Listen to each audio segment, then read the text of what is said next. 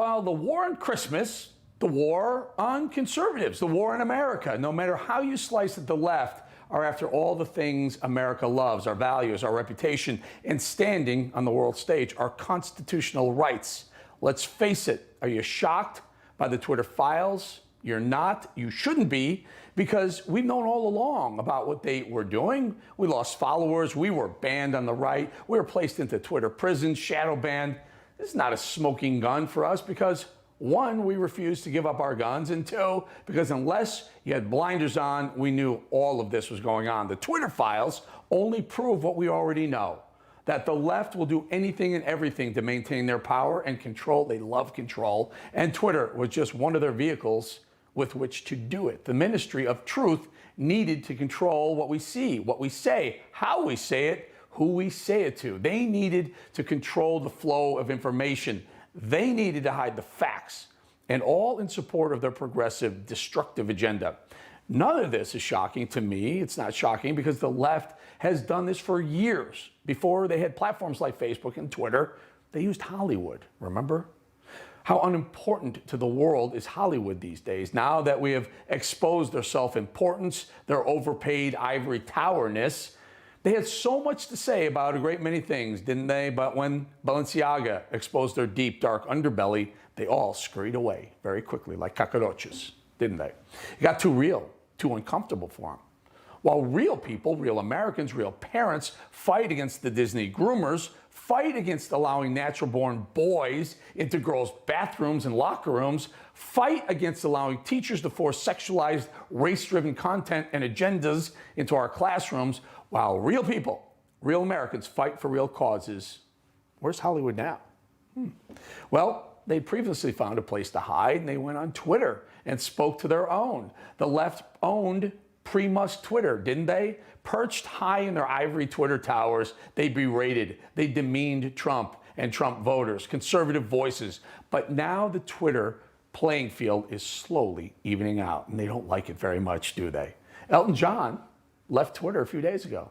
Did you know he had a Twitter account? I didn't. Elton John left because now it's too divided. See, I think it's just becoming a fair platform again. Suddenly, hearing from both sides is icky to the left. They don't like it. And now they want to leave. Theirs were the only voices being heard, but hearing all voices just doesn't work for them anymore. The Twitter files just give us more detail, more proof of what we already knew. There's no shock on our end, not a slight bit of closure. This is an exercise in transparency, and they hate it. So now they've lost the power and the control over Twitter. Well, they've lost complete power and control. What are we left with? Well, there's still basic arguments, essential differences that are core to our country. And today, with 12 days left to Christmas and nearly 3 weeks left on this crazy calendar for the year, it's time to reassess the way forward. You see, while they obsess over maintaining any last bit of control they have left, the left, we still need to focus on the important things. Thousands are coming across our southern border, remember that? Thousands this past Saturday and Sunday alone. Border, taxes, education. The left will only work to make it all worse for us, not better. And they still control the Senate, but they no longer have the House.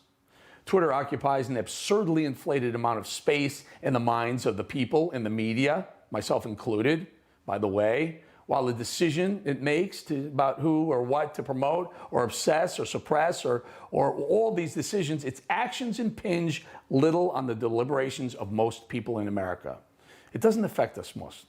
It is, in fact, a private company, and in accordance with the principles of a free market, one here who loves the free market, it should be free to do what it wishes.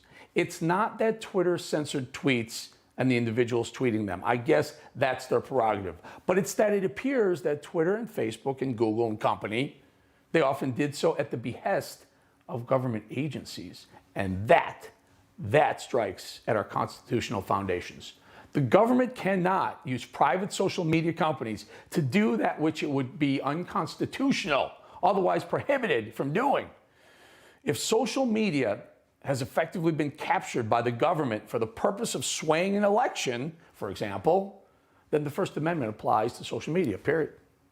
The so-called public square of Twitter, if de facto under the direction of the government, must abide by the Constitution, shouldn't it?